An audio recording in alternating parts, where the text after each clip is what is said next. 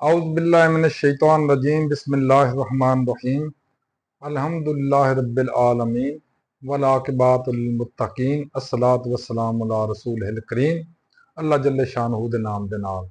दोस्तों अस्सलामु अलैकुम। डॉक्टर नसीर कालों CNP दे प्लेटफार्म तो तुहाडा मुखातब हाँ।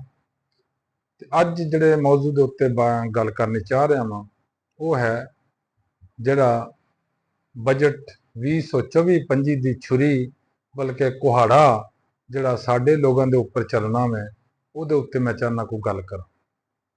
दोस्तों तुसीं बड़े गौर नाल देखो, दूर तक जाके देखो, बहुत पिछे तक जाके देखो, ये जिन्नियां गवर्नमेंटां आउंदियां ने और खसूसन ਇਹ ਜਿਹੜੇ दो ग्रुप लगातार चल रहे हैं वारी वारी, इन्हां विचों पीपल्स पार्टी फिर भी कदरे सिंपथैटिकली देखती है, कौम दर्दन ना रवैया रखती है कौम ना। लेकिन साडी दूसरी हुकूमत जिहड़ी दूसरा खानदान हुक्मरान तबका वा वो जदों भी आउंदे ने, पता नहीं मैनूं अज तक समझ नहीं आई उन्हां नूं साडे अवाम गरीब अवाम नाल की दुश्मनी है।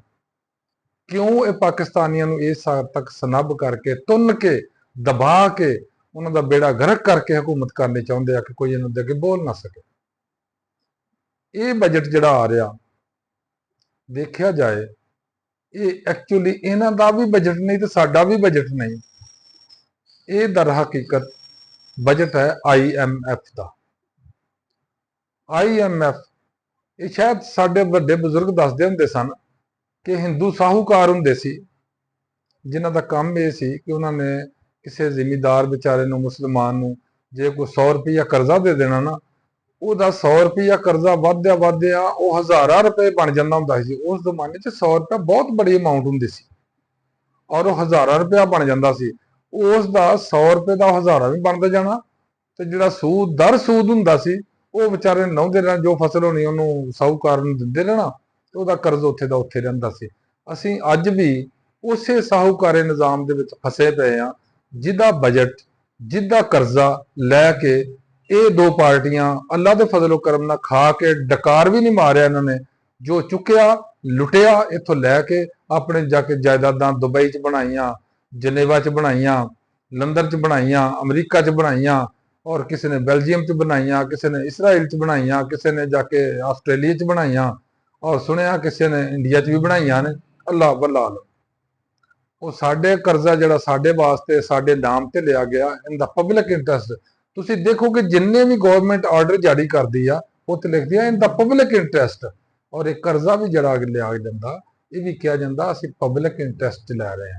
तो मतलब यह है कि इंटरस्ट सिर्फ पब्लिक देगी, बाकी माल जिन्ना आ रहा वो इन्हां दा होएगा। इंटरस्ट कहते हैं उत्ते सूद। अच्छा ये जनाब लुट लट के हर चीज़ लै जाते हैं बाहर। असी लोग बजट के गोरख धंधे च ऐसा सानू फसाउंदे ने, ऐसा सानू फसाउंदे ने जिस तरह कोलू का ढग्गा हुंदा ना वो तुरया फिरदा खोपे ला के उन्होंने पता ही लगता मैं सीधा जा रहा कि पुट्ठा जा रहा, खब्बे जा रहा कि सज्जे जा रहा। ये हाल साडे मुल्क ना इन्हां सियासतदानां ने, इन्हां गोरख धंधियां ने, इन्हां वज़राए खजाना ने करके रख छड्डिया। साडे कोल कहंदे आ कि गरीब की मदद करने वास्ते पैसा कोई नहीं,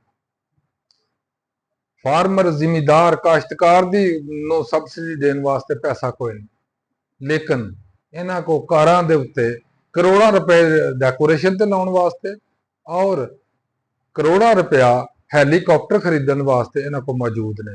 लेकिन ये रायत किसी नहीं दे सकते, ये फैसिलिटेट किसी पाकिस्तानी नहीं कर सकते। क्यों नहीं कर सकते? वो इन्हां दे मतलब की गल नहीं है।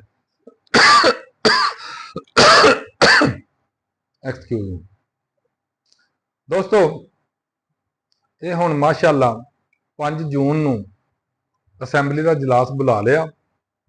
असैंबली जिहड़े माशाअल्लाह बैठे ने साडे नुमाइंदगान 47 फार्म साहब दे, पब्लिक सर्विस कमीशन नहीं इलैक्शन कमीशन ऑफ पाकिस्तान या पता नहीं केड़ा कमीशन, अल्लाह जाने इलैक्शन कमीशन सिलैक्शन कमीशन अल्लाह ही जानदा केड़ा कमीशन है, जिन्हें जनाब उत्थे वो साडे माशाअल्लाह सरबरा बना के उत्थे भेजते ने, साडे नुमाइंदे बना के भेजते ने।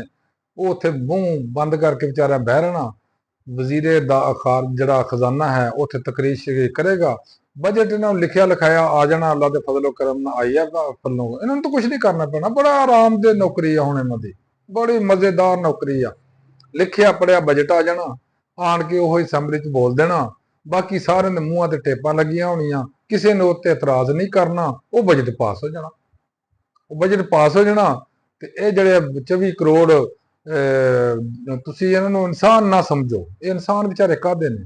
ਇਹ ਵਿੱਚੋਂ ਤੁਸੀਂ ਸਮਝ ਲਓ ਕਿ 2-4 ਲੱਖ ਇਨਸਾਨ ਨੇ ਜਿਹੜੇ ਸਾਡੇ ਤੇ ਰੂਲ ਕਰਦੇ ਨੇ, ਬਾਕੀ ਅਸੀਂ ਲੋਕ ਜਿਹੜੇ ਬਾਕੀ ਉਹ 2-4 ਲੱਖ ਘੱਟ ਕਰ ਲਓ 25 ਕਰੋੜ ਚੋਂ, ਉਹ ਬਾਕੀ ਸਾਰੇ ਬਸ ਐਵੇਂ ਜਾਨਵਰ ਜੁਨਵਰ ਨੇ।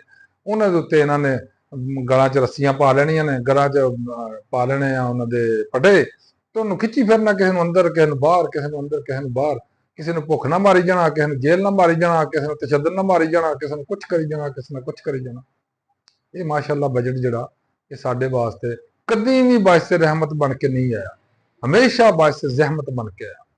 ਹੁਣ ਨਵੀਂ ਸੁਣੀ ਆ ਕਿ ਜਿਹੜੇ ਪੈਨਸ਼ਨ ਲੋਕ ਨੇ, ਰਿਟਾਇਰਡ ਲੋਕ ਨੇ, ਉਹਨਾਂ ਦੀ ਪੈਨਸ਼ਨ ਦੇ ਉੱਤੇ ਹੀ ਮਾਸ਼ਾਅੱਲਾ ਟੈਕਸ ਲਗਾਇਆ ਜਾਏਗਾ। ਵਾਹ ਬਈ ਵਾਹ, ਵਾਹ ਬਈ ਵਾਹ।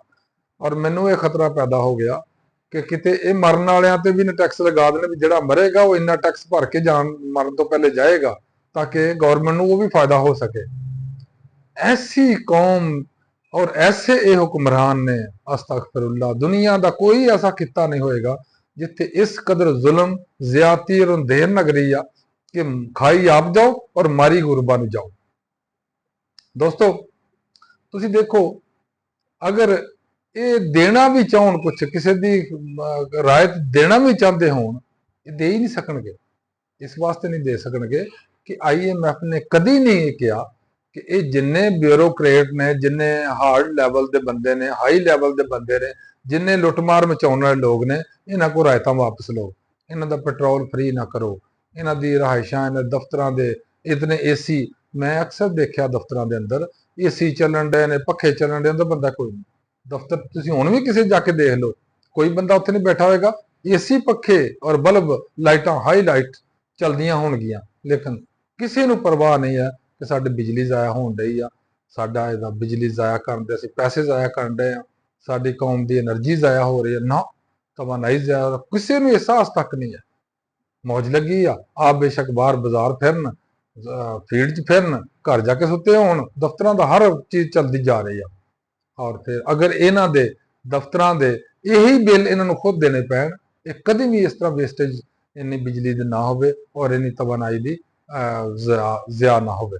दोस्तों हुण तो ही तुसीं जिस तरह पहलवान जिहड़े हुंदे ने या एथलीट हुंदे ने, वो एक्सरसाइज शुरू करदे ना गेम तो पहले, जदों कोई मुकाबला हुंदा या कदे कोई टूरनामेंट हुंदी है तो अपने एक्सरसाइज शुरू करदे ने पहले, तुसीं भी एक्सरसाइज शुरू कर लो, क्योंकि जून दे जिहड़ा बजट आउणा, ये बजट नहीं आउणा। बजट मीनस मिजानिया। मिजानिया किहनूं कहंदे ने कि असी हिसाब किताब रखिए कि आउणा की आ, लैना की आ, देना की आ, खर्चा की आ, आमदनी की आ, लेकिन इत्थे आमदनी तो है ही कोई नहीं।